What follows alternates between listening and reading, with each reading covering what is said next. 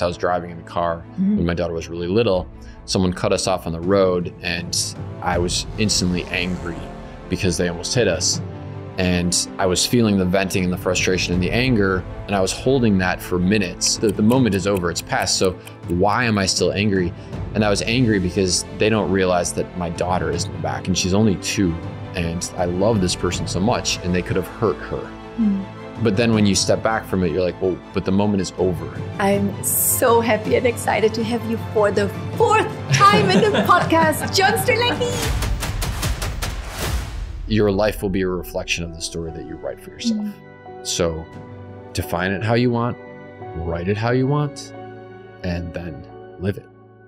Yeah, that must be it, because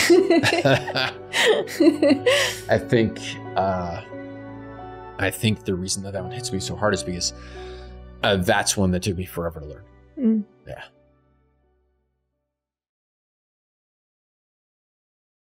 John.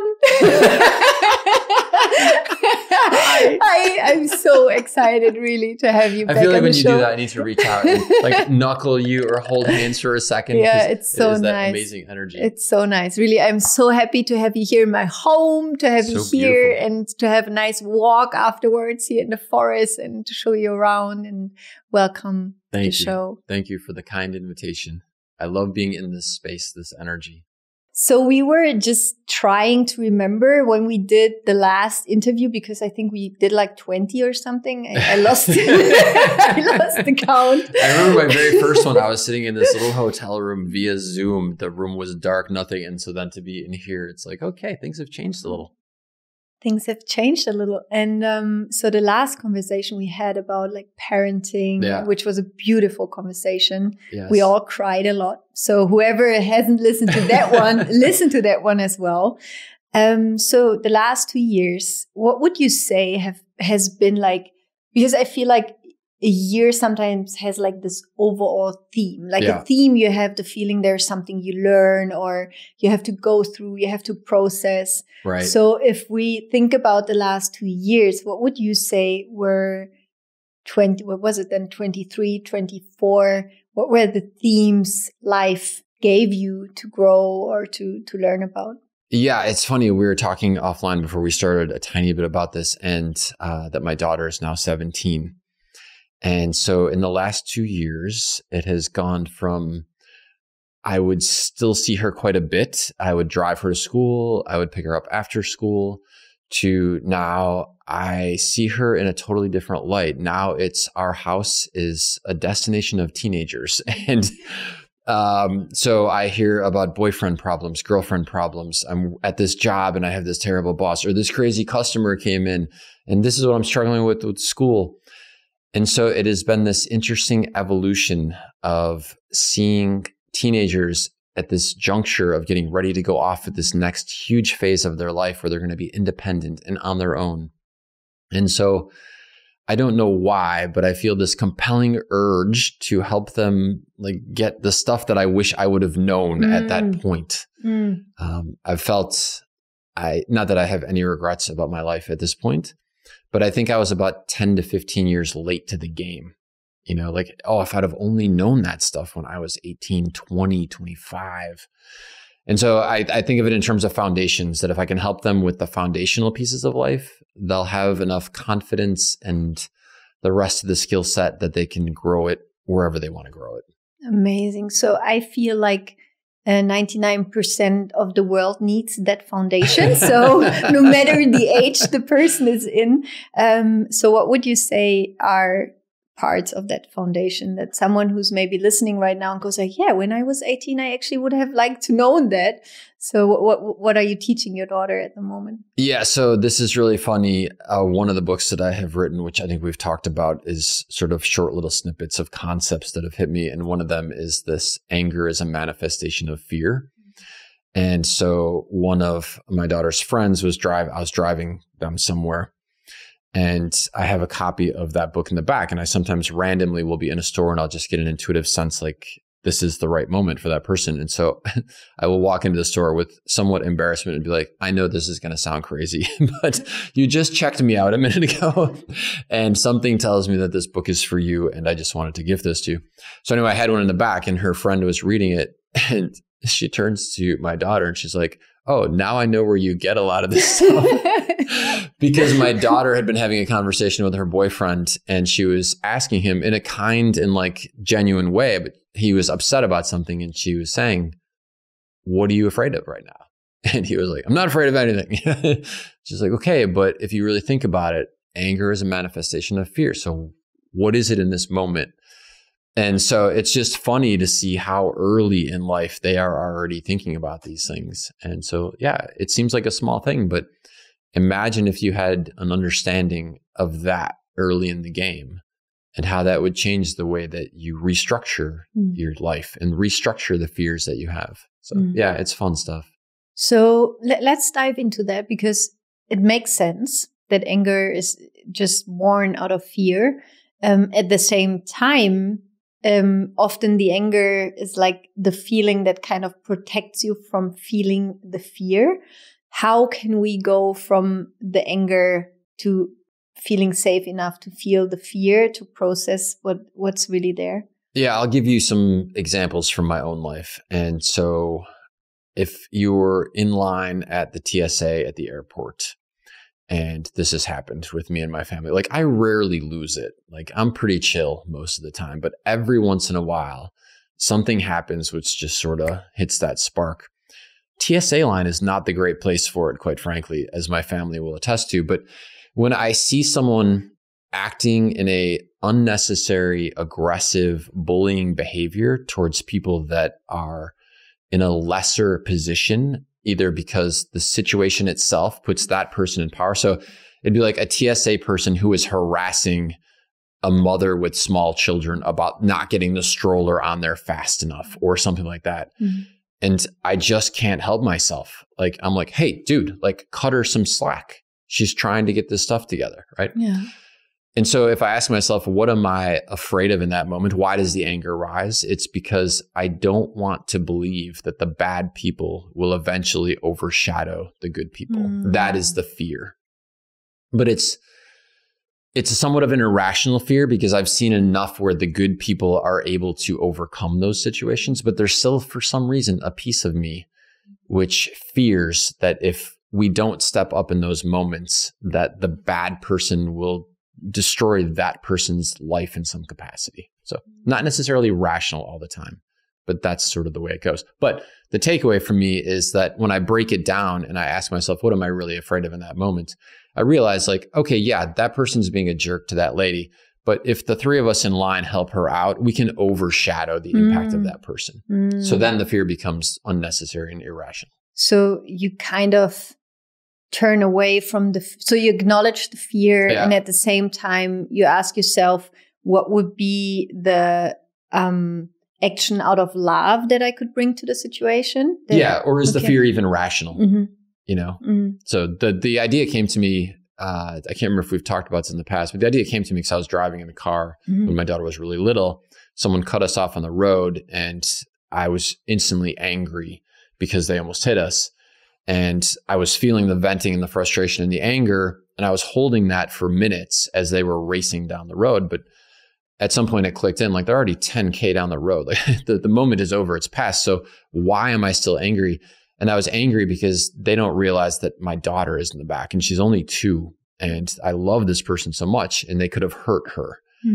But then when you step back from it, you're like, well, but the moment is over. They didn't hurt her and the situation is past. So I don't need to hang on to that anger. It's gone, you know? So yeah, been a very useful thing for me. So looking at it like from a meta level perspective, would you say that one of the main things that we could all learn as a foundation towards life is consciousness, like to be conscious and aware of what is, where it comes from, and how we can like navigate it? Yeah, it's such a powerful thing when we realize that we are not just in this existence, but we're actually the observer to the existence that we're in. And if someone who's watching this has never thought about this before, just take a piece of paper and start writing your name and realize that you are observing yourself writing your name. Well, who's the one observing? This tiny little act, though, demonstrates one of the most powerful and important pieces of the human experience, that we are not just this. We are also the observer of all this. And so that enables us to put a tiny filter between our brain and our mouth, which is one of the greatest things that we can do in life. And it also enables us to observe our physical and brain reactions to things. Well, if I'm more than just this, now I can start making changes. It's not just automatic, right? It's not just, this is who I am. That line is not true. This may be who you are this second, but this can change in a heartbeat with one foundational element that changes the way you look at life. What would you say was or is the most difficult and challenging emotion for you to deal with? Oh, let's see. The most difficult and challenging emotion. That's really tough. I go kind of back to the anger thing, I guess, because I don't have it very often, but when I have it, it's still a hot button. But let's go into this situation, because for me, and you have a similar question in your book. I will try to find it later, like how to get out of like a depressive state. I was going to say, funny that you're choosing that one, because that was the one that my intuition just flung into my head right now. Yeah. So if we are like, because for me, like I feel so much, like in all directions.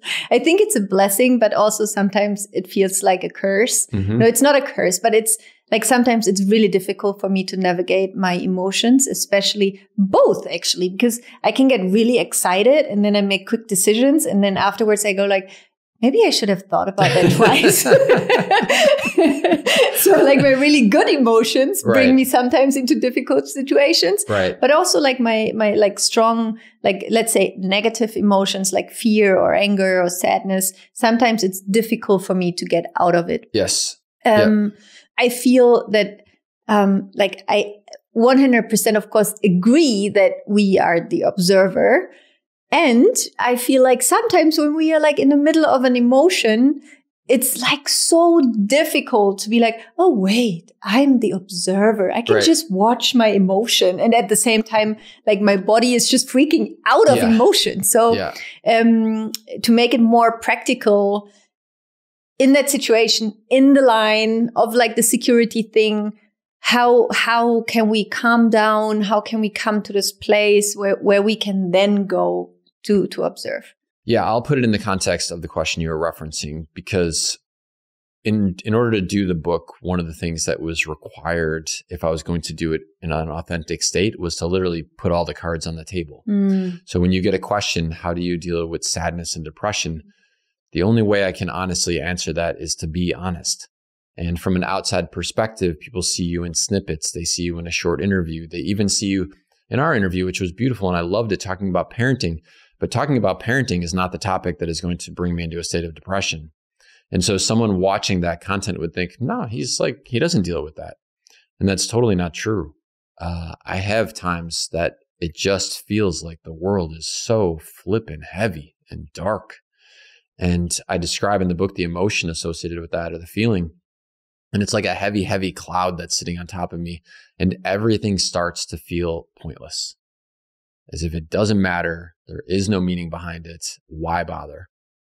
And what I do in those situations, and I can't say that I can exit that situation as fast as I can enter it. Let's put it that way. But what has helped me is if I allow myself to sit in that space, as opposed to just trying to run away from it, and ask myself, what got me here? You know, because although I can't always control all the variables in my life, if I know what got me here, I might be able to make some adjustments so I don't find myself there as frequently or as deep in the hole. And so what gets me there is when I stop feeling free. When people are imposing things upon my world, when situations are out of my control, and I'm not a control freak about it, but when it's something big that I feel is absolutely limiting my desire to fulfill my life's purpose, that is what sends me down the dark hole. And I'm not just talking about life purpose, like doing stuff like this, which is definitely a piece of my life purpose. It can be, I feel part of my life purpose is to be the father that I want to be. And when something is restricting my ability to do that, that is feeling like it's out of my control, that's when the heaviness falls in. And it's interesting because I have a friend who is one of the top psychiatrists in the world. She's an amazing, amazing empath. And she and I were chatting about it, and she was describing her experiences with it. And I said, that's so amazing. I would think someone like you who is like so in that space. And she said, John, no. She said, everyone, Olympians, business people, celebrities, every day, we all go through this. This is part of the human story. And so what I think sometimes happens is that as we are progressing, if you think of life as just a perpetual playground, as we're learning, as we're getting better at separating ourselves from this so I can hear my voice better, the algorithm is going, well, I don't think Laura's learning anything anymore. I don't think John is learning anything anymore. So let's ramp up the game. Right? Let's make the challenge that much more intense. Let's make it seem so real that she is convinced that this is a real legitimate threat. And so there's times, literally, Laura, where I look up at the sky and I'm like, I get it. Can you just turn off the algorithm for a minute? I've learned the lesson, please.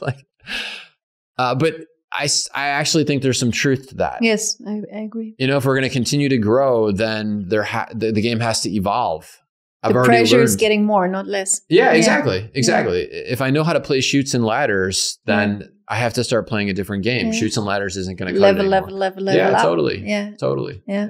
I agree 1000%. And I think it's such an important conversation to be like vulnerable and to especially like someone like you, where people look up and it's like you're this amazing author and you have all those amazing thoughts. And I think especially people also like your friend, like the how do you say? Psychiatrist. Okay. Thank you. I think there's a reason why she's doing what she's doing. Yeah. I mean, she wouldn't be doing it if she wouldn't herself have experienced it and would, I assume. And totally. And so also for me, like I'm doing what I'm doing because I went like to the darkest places and I just was so desperately searching for light. And I just know that so many people are there in those really, really dark moments. And I think it's just so helpful to be honest and to be like, yeah, you know it, I know it, and there is a way out. Yeah. But the way out is first of all to sit with it and to be with it and to acknowledge it. And because by sitting with it, it's exactly what you just described. You understand like, okay, how did I get here? Totally. Like what was happening? And I think this is such a good advice. Like whoever is right now in a situation who is like in fear or in panic or like feeling helpless to accept, and maybe we can talk about resistance afterwards, to accept that you are there, not to try to get out of it. Because if you try to get out of it, like it's like a rubber band, it will come back. Yeah. And I would say by out of it, my definition of that would be you're just trying to cover it up. Of course. So, you go like you watch a movie, you go drink, you do things that make you feel better. Totally. Buy something to make you happy because the rest of it isn't working is a very temporary fix that, as you said, is going to circle back. Yeah. And I think it's so important to really go there and ask yourself what happened right before. Yeah. Like what was happening that put me in the state of fear. And also, like, I can relate so much with it, like this, like the universe being like, okay, let's see, what can we give her to see? And the funny thing is, like, because historically throughout time, religion was viewed as this, God was this powerful force that was vindictive. And I so view it in a different context. I almost view it as like, John, you made the agreement before you left wherever you came from, like you wanted to be challenged. We're just fulfilling the obligation that you signed up for, dude. Like you can't change the game now. The other day, I saw this super funny video, like this guy, and he's like acting as if he would be like the the guy you talk to before you go to Earth. And he's like, okay, you want to sign up for that? Like, sure. Okay. Right. That one as well. Okay. And he's like, yeah, I've been there before. All right. Okay. I write it down. And like, you want to read like the little side notes? No, it's okay. Sure. The disclaimer. All right. The disclaimer. Okay. Well, check, you go. Right. And I think this is how. I didn't sign up for that one. Oh, yes, you did. It's right here on line 7. Yes, exactly. You just didn't read it. Didn't read the fine print. Exactly. And I think also, like, I mean, we don't know if that is true, right? But I think if we just put ourselves like on the perspective, what if it is true? Yeah. I think it just helps so much to deal with difficult situations. Totally. You're right. I can't know with 100% certainty it's true, but everything that I've learned in terms of what it feels like when my intuition is genuinely guiding me as opposed to a rational thought tells me that it is true. And I'm not sure that there's one answer for every single human on the planet. So it could be that people are going through and experiencing different versions of reality based on a different entry point for all I know. But from my perspective, this is actually the way it's working for me in this particular lifetime. Yeah.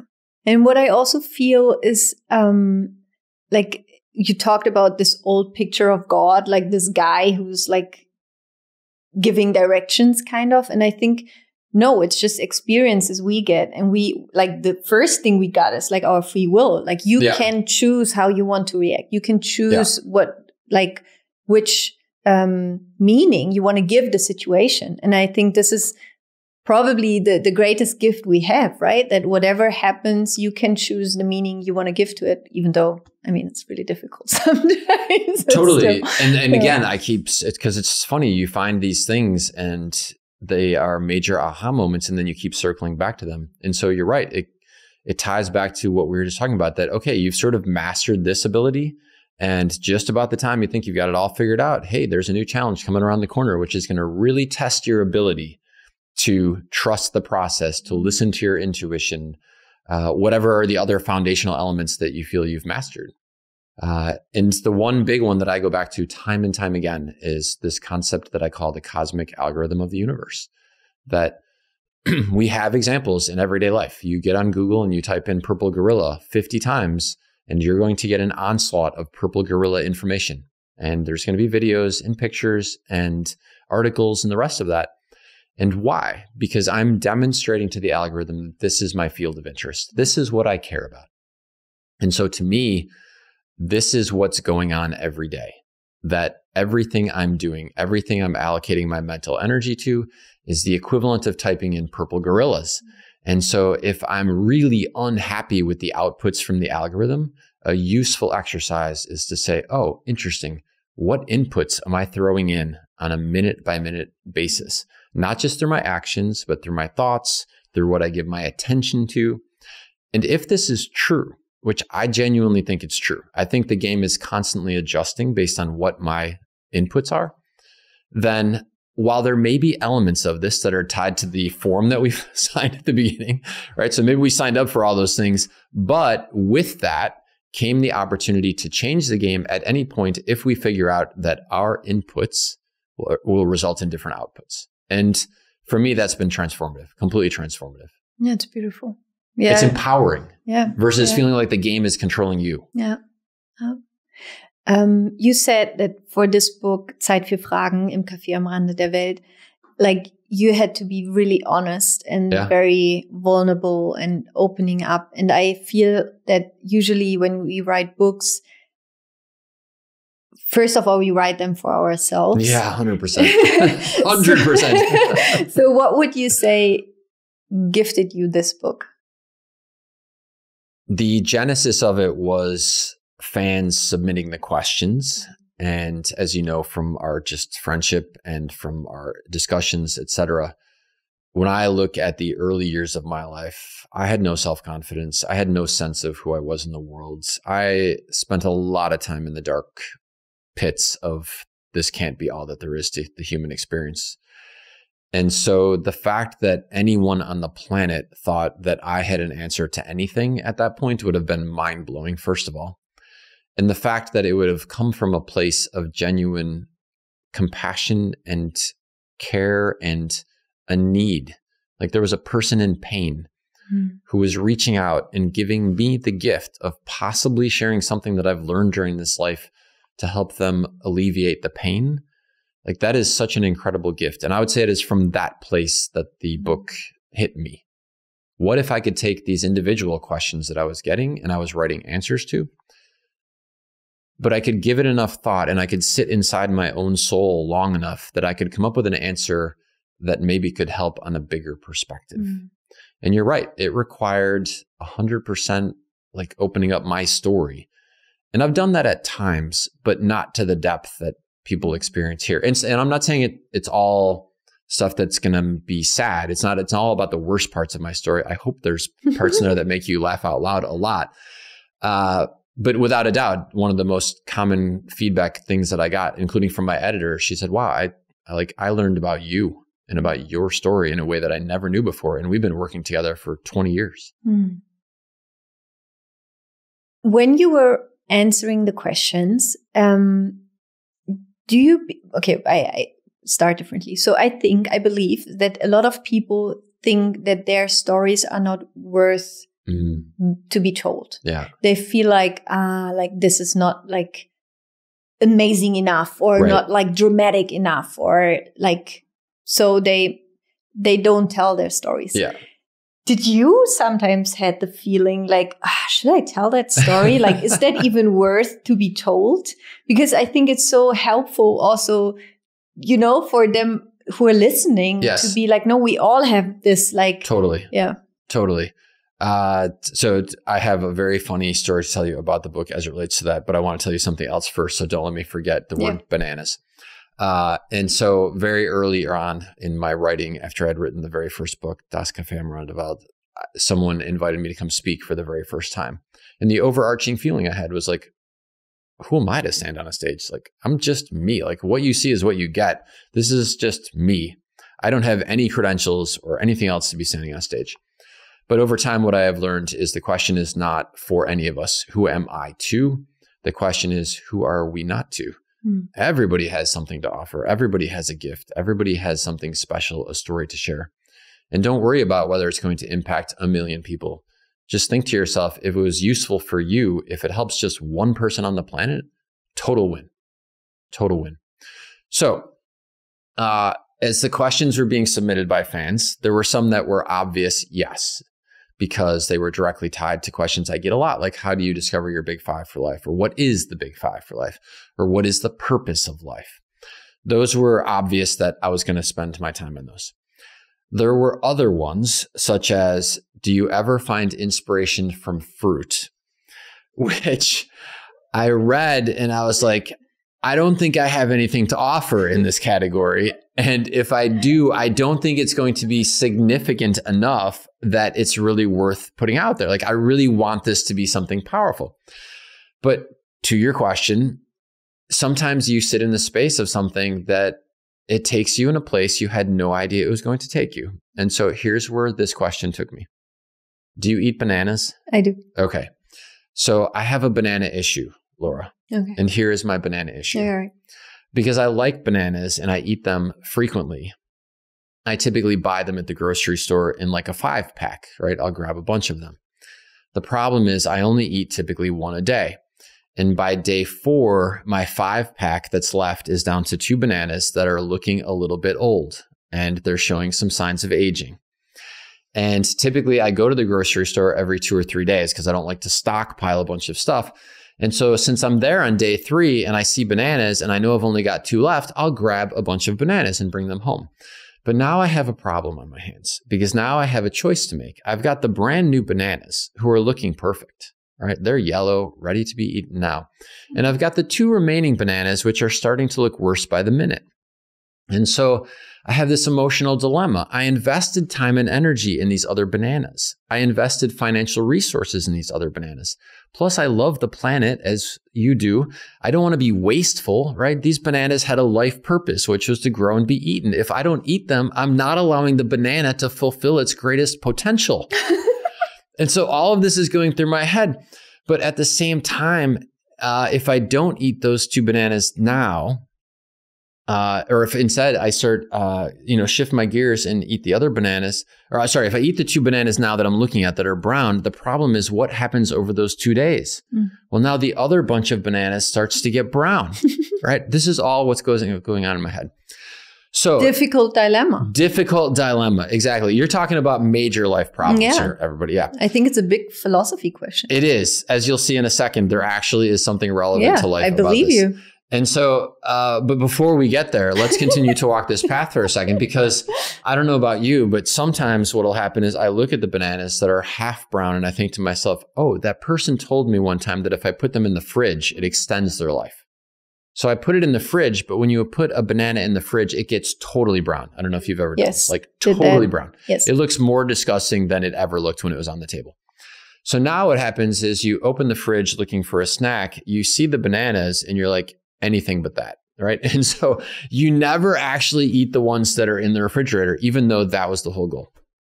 So this is the thought that is running through my head as I'm looking at this question of, do you ever find inspiration from fruit?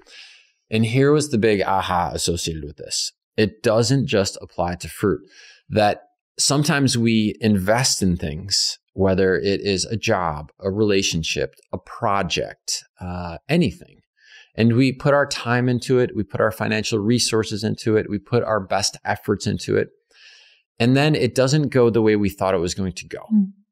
And we have a decision to make. Are we going to keep trying to extend the life out of it, to extract a tiny bit more value from it?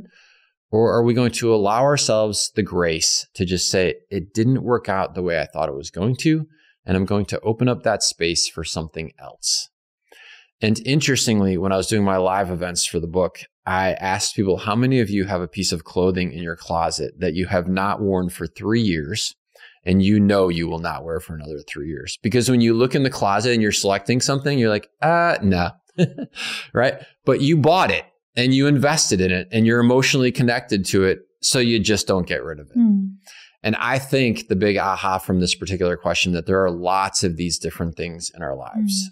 And the great opportunity is to allow ourselves to donate the piece of clothing, cut the cord on the banana when it's there, or make banana bread out of it. So repurpose it somehow. Smoothie. Make a smoothie out of it. Yeah, that's sort of like donating, right? It's like, I'm not going to wear this, so I'll donate it to someone who might. That banana is past its prime for just consumption, so we'll repurpose it for a smoothie, something. But I think in life, oftentimes we hang on to these things that, in truth, the best opportunity is to let it go. Forgive ourselves, maybe if we made a mistake with it, and just move on. True. Yeah. Very true. Yeah. Good. Who knew that would be the answer to such a question? Yeah. Yeah. So the other piece of that, because there's 2 parts to that story. Yeah. This question elicited a lot from my brain. Maybe it was sent in by an orange or something. Yeah, exactly. Orange Growers of America and Germany would like to know, where are you finding your fruit inspiration? John Strelecky. But the other one was when I was like 3 years old, and it's funny how you can distinctly remember some moments and very few others, but some moments from your childhood. But I was like 3 years old. We were visiting some friends and they had peach trees on their property, and it was the summertime. And so my parents let me actually pick a peach from the tree and eat it just like that. Like no grocery store, no nothing, just like pick it and eat it. And it was a nice warm summer day. And I distinctly remember being amazed, A, at how sweet it was coming from the tree, and B, that it was warm. I had never eaten warm peach before. But as a 3-year-old, as you would know, because you have young kids, you bite into that peach and it's just like flowing everywhere, you know? And so this went from being one of the most amazing moments of my young life to, oh my gosh, like I am peach. Yeah, I am covered in peach juice and it's sticky instantly. And I remember like I was doing this with my hands and that didn't work. So then I rubbed them on the grass, which is a nightmare. And so I went from being so happy to so sad. And somehow I learned that, or somebody told me, or I just realized. So I went to the hose tap and I turned it on and I washed my hands with the water. And to this day, I can remember being blown away that in seconds, my state could change. I went from miserable to being happy. And so the other thing I write about in there is that with the right input, our state can change in a second. The question to ask ourselves is, what is it that I need to bring into my life to allow the unhappiness to just wash away. And also, I mean, the beautiful thing here is that sometimes we get something we think we like and it turns into something we really don't like. So you're really happy, then you're really unhappy. I mean, the best example is like, you don't have 50 euros. I give you 50 euros. Now you're really happy. You lose the 50 euros. You're more unhappy than you were before when you also didn't have the 50 euros because you just had it. So true. So sometimes we get something, we think we like it, then we don't like it. And then we need to take ourselves out of that state. And I feel that children are the masters of changing emotions instantly. I mean, it's so beautiful, right? They can cry, they laugh, they cry, they laugh, they're angry, they sad, they everything like in 1 minute. Right. Yes, exactly. Yes. And I think this is so beautiful where we as adults actually can go back to allow ourselves, especially to get out of the negative emotions more quickly if there is the space for it. So what would you say helps us to let go the resistance towards good emotions? Because there's a little bit something in ourselves, right? That like sometimes to be within the negative. I've shared sometimes I can know what's making me angry, going back to that emotion. And sometimes I can identify exactly what the fear is. And I'm like, I just want to be angry. It just feels good. I know it doesn't feel good in that moment, but I just, for whatever reason, I'm like, no, I just want to be in that state. Like I just feel justified in being in that state or whatever. But to your question of what can we do to allow ourselves to move from those? I find that preloading my awareness is a great technique. And so one of the things that happens that creates the emotion is that our mind is focused on a thought. And if we're not careful, it will circle on that thought 1,000 times. You know, it'll go back to it. And so in that moment, if you have a mental redirect that you can adjust it to, that is incredibly effective. But it doesn't work so good if you don't think about it ahead of time. Like if you're already frustrated and then you're like, oh, where can I mentally redirect to? Forget it. Like it's really hard. But if you can set yourself up with even something as simple as a 3-word mantra, you know, I am happy, I am healthy, I am free. I am happy, I am healthy, I am free. And the minute the mind wants to circle in this pattern of frustration, anger, sadness, depression, whatever, instead, you just simply start saying either out loud or in your mind, I am happy, I am healthy, I am free. And you just stay with it. And it's going to be like a point of conflict. Like the other thoughts and emotions are going to want to try and get their space in there. But if your mind is just focused on those 3 things, at some point, the other stuff dissipates. And I think it was Eckhart Tolle in A New Earth talks about ducks. And he says, when ducks fight each other in a pond, at the end of the fight, they flap their feathers really, and they sort of get it all out of their system. And then they happily are swimming along in the pond, and they're buddies again. And to me, this redirect is what is the equivalent of like flapping your wings. And also mantra, like the meaning of it to give like an instrument to the mind. Yes. It can work with to redirect itself. Would you say that one of the greatest powers we have as human beings is to be able to direct our minds? Yeah, one of my personal big 5 for life is to master mind over matter. At a super high level, you know, there's glasses in front of us and those look like they're solid. You could tap it, it feels solid. But the truth is it's not, it's a liquid. It's just moving so slowly that it appears to be solid. And everything is composed of protons, neutrons, and electrons. And so if I start to view the world in that context, I realize that I'm never actually out of control. That if I just learn how to manipulate the protons, neutrons, and electrons, which involves also my thoughts, that I can actually be the game maker, not just a player in the game, or at least a co-game maker. Also with the person who we signed the form with, they're probably helping out with the game too. They're giving you the matrix. Yeah, exactly. Yeah. Exactly. And so for me, mastering mind over matter, mastering our thoughts is one of the single greatest foundational elements that you can do. How is it going? Well, it's something that literally took me until I was probably 40 to even recognize as an important piece of the human experience. And then there were 2 key things that did it for me. I can't remember if we've talked about this, but the use of a personal mantra is a complete game changer for me. That was when, before I had that, I would constantly find myself drifting back to moments 20 years ago, a negative experience, conversation that didn't go well. And I would be replaying this in my head, but I would be perfecting my side of the conversation. Of course. Yeah. As if somehow, someday, I was going to meet that person again and be like, hey, do you remember back when I was in 4th grade and you called me a super silly dumbass? I'm not a super, like, I mean, come on, right? But this was such an everyday part of my reality that this is how I filled large blocks of time with my mental space. Just here, I would just like to pause for a second, and everyone listening right now, just check in. What is the conversation you still have in your head with that person 5, 10, 50 years ago where you still want to win the argument? Yeah. Like the moment is gone. Like it's done. Yeah. Let it go. Yeah. And if you're like me, you're going to have to find a whole suite of those conversations because it wasn't just one. Like standing in line at the grocery store or sitting at a stoplight, my mind would come up with a whole bunch of them that I could replay in the best of series. And it's so funny, right? We are like in the most peaceful moment, like in our bed, but in our head, we are in war. We are like really fighting this argument. It's like, find the error. I don't know if it is the quest for perfection. I don't think so. I think it's the underlying cause of that conversation is that you feel inferior. You feel like you're not worthy. You don't feel like you're capable. And so you're trying to remove that element of the storyline so that you can be capable. But the truth is, again, it's 20 years in the past. I think what could help is what I always do, like I have a really good relationship to my future self.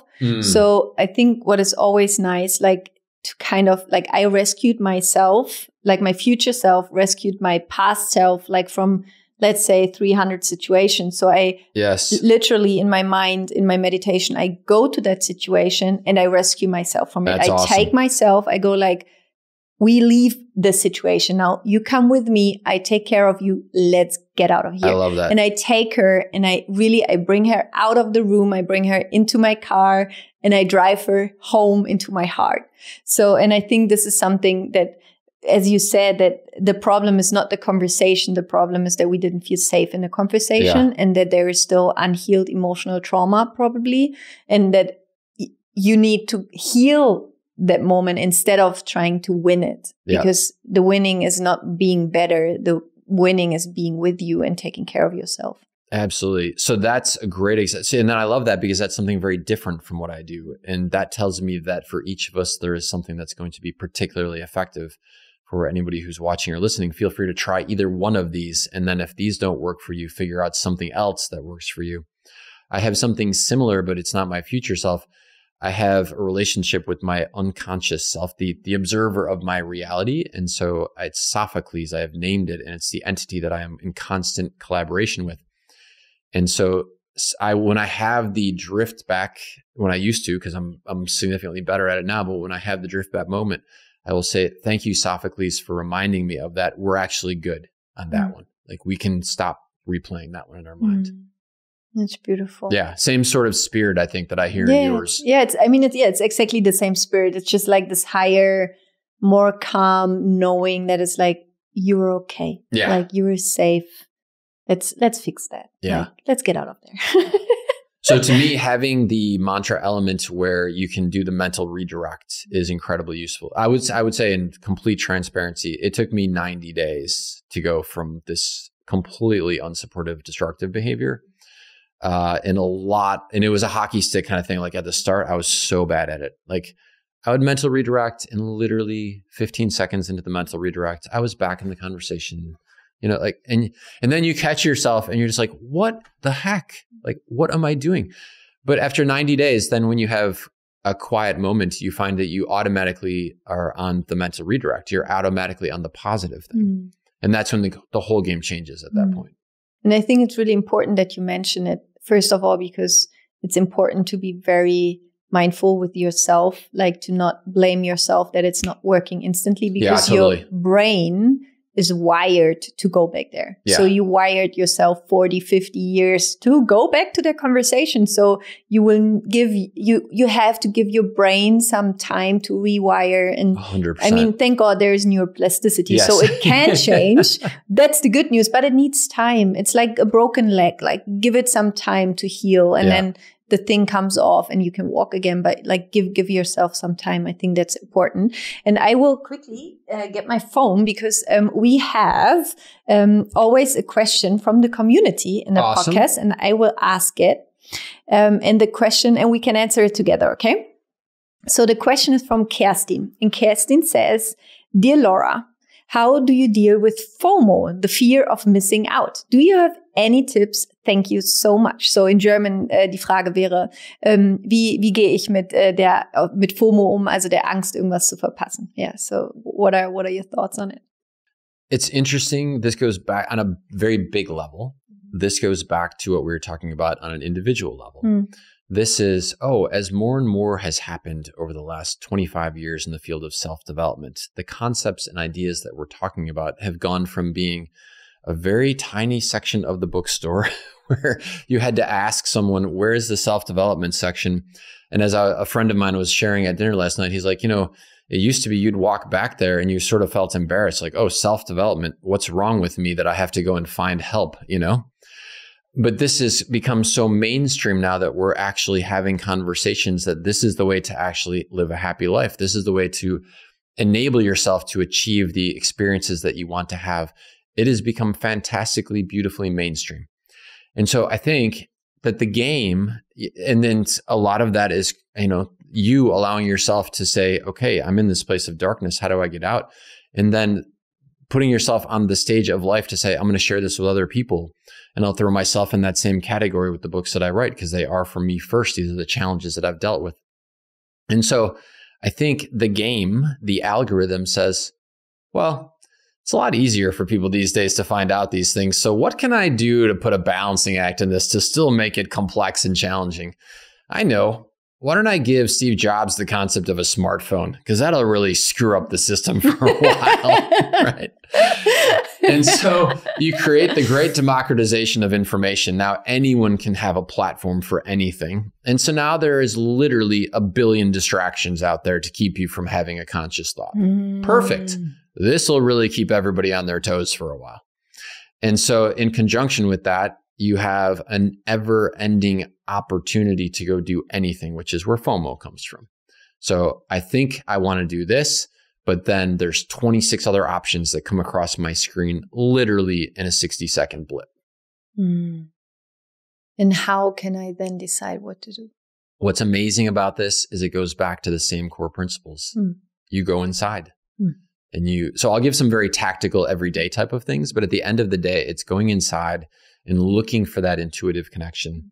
And I would love to spend a couple of minutes talking about what that feels like for you, that intuitive feeling, because I think that's something that people struggle with when they're trying to open up that channel. So if you can remind me of that, because I want to ask you about that. But from a tactical perspective, it can be as simple as looking back over the last year and saying, when did I feel most alive? And what was it about that experience that made me feel most alive? Was it who I was with? And so really what I'm missing in my life is community. Was it the particular activity that I was doing? Because that is something that really makes me feel like I'm fulfilling my purpose or having fun, like genuinely having fun, like a child has fun. Was it the environment that I was in? Oh, that's when we were at the beach, or that's when we were in Hawaii, or that's when we were at the concert. So was there something about the destination that made you feel, now I'm in my sweet spot of life? Asking these types of tactical questions can be great clues to enable you to then make sustainable changes in your life going forward. I can't tell you the number of beautiful conversations I've had over the last 7 days as I've been on tour, where someone comes up to me and they say, thank you so much for the Café book. That changed my life. And I say, awesome. Thank you so much for sharing. What changed? And they say either I changed my job, I changed where I live, or I changed a major relationship in my life. And so that's them doing that retroactive look at when was I happier? And now I'm going to change something on one of these main categories to get back to that. Beautiful. Thank you for sharing. Yeah. Yeah, I think for me, FOMO, I don't know. I never really had it, I think. Yeah, it's a difficult concept for me to relate to. Me too. And I wonder if it's because we honest. didn't grow up with smartphones. That's a good question. Like we knew the other side. Yeah. Yeah. Yeah, maybe. Yeah. I like for me, I think it really is because I believe FOMO maybe also comes a little bit from expectations we put on ourselves, what we are supposed to do or not to do, or where we are supposed to show up or like be. And I think an advice I could give is to look at the expectations you have towards yourself, what you think, how you have to behave, where you have to be, where you have to go. I'm very, very cautious with where I go, what I do with my time. For example, we just talked about it before, like my priority are my kids. Yeah. Like this is my first priority. And I don't have, there's so many things. I live in Berlin. Like I could FOMO my life off kind of because like every night there is something right. For example, we were supposed to be at dinner yesterday night and I couldn't go because I chose to bring my kids to bed, and I could be like, oh no, I couldn't be there. And of course, like I would have loved to, but I know like for me, my most important thing is to bring my kids to bed. And I think this is something that could help with FOMO, to just check in and be like, what are my values? Like who I am really? Who am I really? I think this is an important question. Like who are you? What fills you up if you go there? Like, does it give you something, or can you contribute in a way? And I think it has a lot to do with being connected to yourself, because if you're not, you're like all the time like, oh, I should go there. And maybe then this happens. And so this is the one side of FOMO. And on the other side, I think if you feel a strong yes to do something, you should do it. Totally. Like this is, I have so many situations in my life where I was like one quick story I tell, because this is one of the most important things that happened in my life. So through many coincidences, I start differently. So I was in a train from my university. It was raining. It was cold. It was winter. And I was working back then at a PR firm, and they had their Christmas dinner, and they texted me and be like, do you want to join for the Christmas dinner? And I was like, no, I really don't feel like going there. Yeah. But connecting to my inner voice, I had this little, like, you should go. Like, even though you don't want to go, like from it's cold and there are like many reasons. The rational perspective. I had this, you should go. And I was like, okay, I go. So I went there. There I sat down next to a man who was working for a sports company, and they were doing like this running group, and we were talking to each other, and he was like, you should actually really join this running group. And I was like, I'm like really not a runner, but all right. So next day he texted me and he was like, tonight is the meeting of the running group. Again, I was like really don't feel like running in the cold and the rain, but I had this little voice that was like, you should go there. Yeah. So I went there. Guess who I met? I was running next to a girl. Her name is Dominique. You just met her. She became my best friend. And we were just like, we met there. We were running next to each other, and we were both like this, not really fitting into this running group. And we were connecting instantly. And this is like 15 years back. And since then we are best friends. Yeah. So imagine I wouldn't have listened to that inner voice telling me you should go. And I think so there's this thin line between going, not going, doing, not doing. And the best advice I could give you is to really listen to that sweet inner voice as like, go or don't go. I mean, I also have sometimes it's like, don't go. Yeah, absolutely. Yeah. Yeah. What amazes me about this is, because I think this is one of the huge pieces also of the foundation, this willingness to listen to that inner voice. And to trust it. Yeah. Even when you can't understand why it's telling you something, that is one of the pieces that takes a while to get more and more comfortable with. But I will say, it begins often with small things. And so if you allow yourself to trust that with small things, then it seems like the system is like, oh, he's listening. Now we'll start sending the bigger things. what amazes me about it and what I can't wait to figure out the way in which it actually works is you're getting the pings ahead of time. It's like the perfect demonstration that time is not linear. It actually knows what's going to happen, or if not exactly what's going to happen, it knows the field of potential that is going to open if you do this or if you don't do this. And that is just wicked cool to me. Yeah, that's true. It's all interconnected. And I think what you said, if we master the mind over matter game, and if we really trust the mind and the spirit and like the frequencies and vibrations we feel, and with our like little antennas, we just recognize them, life gets so amazing and magical and divine. And I think this is just a beautiful space where we can live from. It may be the single greatest element in terms of overcoming fear, actually, it's true. Now that you're describing that. Because if you genuinely felt like you were constantly connected to an infinite source of information that was available to guide you on your decision-making, then you wouldn't look at FOMO as a problem, because you would sense that, well, this is what I'm feeling called to do. And so although rationally this other one looks interesting, I'm okay with that, because clearly there's going to be something behind door number one that is relevant to me living the life that I want to live. Yeah. So talking about magical, so I have this new thing in my interviews where I have different cards. Okay. So there is an ancestor cards, angel cards, and animal spirit cards, and you can pick a card for yourself, which would also be a message that goes out to the people listening. So you can just choose one card, whatever you feel connected to, and you can look at it and share it if you want to. And maybe if you have a thought with it. Yeah, I mean, it couldn't be more perfect. So I don't know if you want to see it. Oh, yeah. Perfect. It's drum. Dream and journey are the words that are on there. Yeah.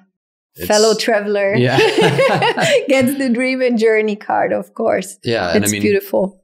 Again, thinking back to these kids that are hanging out at my house all the time, it's allow yourself to think big, allow yourself to dream big, because I am living proof that the impossible can potentially become possible if you allow yourself to trust that intuition, if you allow yourself to get out on the great adventure and to experience all that's out there. So, yeah. Okay, I quickly read it, okay? Oh, cool. There's more to it. Yes. Okay.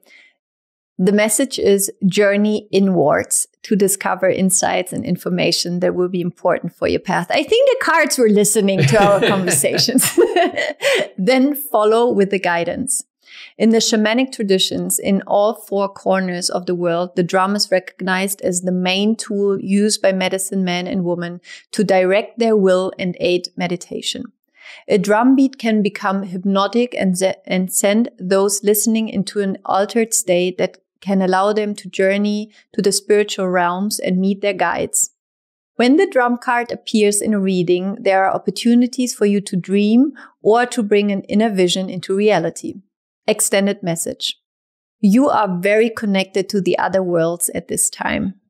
The wisdom and intelligence of the earth and her magic surrounds you. The drum, which echoes the sound of Mother Earth's heartbeat, has cleared the cobwebs. Do you say cobwebs? And thus from your inner vision. What you have seen in your dreams and inner vision is not imagination, but guidance, particularly if it has been coming to you repeatedly and has the potential to become reality. Dreams come true, know it and live it. That's beautiful. Yeah, the cards are always listening. It's interesting, right? How it's always so connected. Yeah. And I guess on some level, it shouldn't surprise us, but yet it continues to surprise us, because even when we're in that space, and maybe that's the childlike innocence that is still within us, that we expect it to be there because we're doing our best to get connected in this way. And then when it appears, we're still super excited about it. Yeah, it's beautiful. So what was the question that was the one that was in your book, Zeit für Fragen im Café am Rande der Welt? What was the question that was for you that has like the most healing potential for you when you answered it? Or the most surprising, or the most valuable question, maybe? I think two things come to mind with that. One is the remembering. So the questions sort of fell into four categories. There were ones that were deeply philosophical. So what is the purpose of life? What is the cosmic algorithm of the universe? There were ones that were more tactical. How do I find more happiness in my life? How do I know when it's time to change a job or change a relationship? There were ones about my life, like what are your favorite places to travel, or how did you become an author? And then there were the more unusual ones, like the fruit one.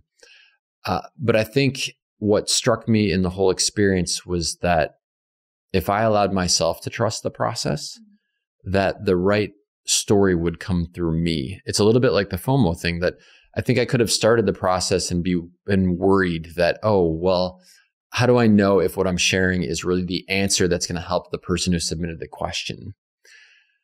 But I've been lucky enough to have the experiences I've had with the books or with the cards, same spirit, that when it just feels and flows through me, I'm 100% convinced, A, that it's coming from somewhere beyond me. And my job is just to add whatever flavor I want to add to it, and that it's going to be the right message for the right person at the right time. So the experience of writing it and all of the different questions really were validation of that. Because there were some that I had no idea when I looked at the question what was going to come through here, you know? And again, sometimes it was deeply personal stuff that I haven't thought about in a long time.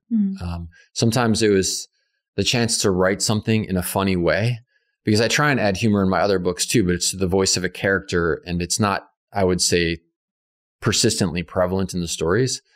But again, I would hope that someone who reads this, and I don't suggest anyone read it straight through, it's like way too dense and way too deep. But I would hope that over the course of a month of someone reading that they would laugh out loud a good dozen times. I hope so anyway. That's amazing. It's beautiful. Thank you for writing it. Yeah. Thank you. Yeah. So, I mean, you know the question that comes now, right? I mean, you've been so often in the podcast, and I'm excited to hear what's your answer now. So imagine you live a very, very long, beautiful, happy life. And one day that will be the last day of your life. And I would be there. Hi, Laura. Hey, John. How you doing? And I would tell you, so all your books are deleted. It's all gone. Nothing left. But here's a white sheet of paper and a pen. And you could write down 3 things you would like the world to remember. 3 wisdoms, 3 advices. What would you write down today? Interesting, because there is a question in the book that is similar to that. I was like, if you could only leave the world with one thought, what would it be? And as I was contemplating that, thinking about that, something came to me. So I'll use one of those as one of them. And it was write your own rules. And oof, I love that. Yeah. So I remember when you used to watch shows as a kid with a genie and they would give 3 wishes. And I would always be like, wait, why don't you make wish number 1? Every time I get down to 1 wish, I get 1,000 more wishes. And that requires writing your own rules. And I realized at this point in my life that part of the game of life is learning to write your own rules. Because at a young age, you are sometimes through good intentions, you are given belief systems and a lens through which you look at the world that may not serve you the best as you were adding your contributions, as you were living an extraordinary life. And that will require at some point you looking at the rules and saying, which ones do I want to rewrite? What is a rule for you have in your life? A rule for me would be that you actually can chart your own destiny, and it requires first and foremost your own level of conviction, that you don't require 100% external to drive the show. Yeah. Beautiful. I would say in conjunction with that one, so a sister or a cousin to that one would be challenge every belief that you think you hold. And again, so many of those are integrated at a young age before you have the discernment to figure out whether that belief is actually true. And so with literally everything that you think is true, just allow yourself a minute to say, why do I think that's true? And do I still think it's true? Because that can be the thing that is keeping you from the life that you want to live, the relationship that you want to have. You know, someone who grows up with a belief system that they are not worthy of a relationship is going to go through a very tough time eventually finding love for themselves and the ability to love others. And so, yeah, challenge every belief that you hold. And let's see, the very last thing. Ooh, I have 2 things that come to mind. So you get 4. It's okay. Thank you. Thank you. Well, I have this vision that just came to me of a blank piece of paper and a pen, and that you get to write it. Like you're the author. And so Yeah, I'm cheering up thinking about this. So I think this is the one. Your life will be a reflection of the story that you write for yourself. So define it how you want, write it how you want, and then live it. Yeah, that must be it. Because I think the reason that one hits me so hard is because that's one that took me forever to learn. Yeah. Thank you for sharing. Yeah. Thank you. John. We cried our way through the last interview. I was like, no, don't worry about it for this one. This is like silly fruit questions and fun conversations and the rest of that. We don't have to worry about a box of tissues on this one. Thank you so much for everything you do. Thank you for being such a light, but also deep spirit, and for just bringing you on the table every time, and being so real and honest and vulnerable and healing for all of us. So just thank you for everything you do, for every word you write, for just being you in your like completely individual soul. And I'm so grateful for you and for every conversation we always have. Thank you. Well, right back at you. You know, I had a interesting thought, which I think ties into this closing. And that is, in the 1800s in the United States, when someone was embarking on a great adventure and they would head off to the plains, at some point they were looking to build structure. So we've been talking about foundation, but they were looking to build structure, and it was a barn. And a single family did not have the means or the resources to build a barn. It was just too big of a project. And so they would gather the community together. And so 10 families would get together on one weekend and help each other build a barn for family number one. And then the next weekend, those same 10 families would go to a different piece of land and they would help that family build their barn. And this would go on until the community had helped each person build the foundation that they could then have the life that they wanted to live. And so very early in the process, I realized that one of the great joys of spending time with you is that's the way I feel. Like you're doing a project. I want to help you because I believe in you and I like you as a human being. And I know you come from a beautiful place, and you are always so gracious and inviting me on the show, just being the beautiful person that you are. And I really like this idea, not just for us and our little community, but for everybody who's out there, to see if you can build that little community of support system so that you can help each other build that foundation for yourselves. That's beautiful. Yeah. So we build a little Café am Rande der Welt barn and a little happy, holy, and confident barn. Yes, exactly. Exactly. Yeah. We should do that would be amazing if we would have like Disneyland, but for personal development. Like you can go into like the Café am Rande der Welt or into the happy, holy, and confident world, or like, oh, that would be so cool. Yeah. And then you have like a big like roller coaster through all of it. I like it. Let's dream big.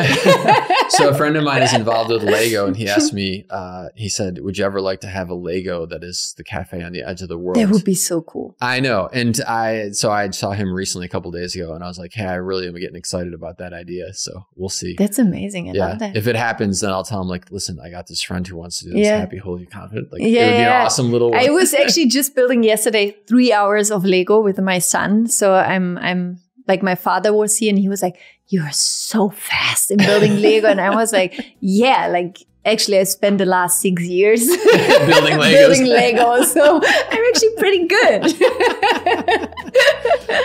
Thank you. You're very welcome. Thank you. Awesome as always.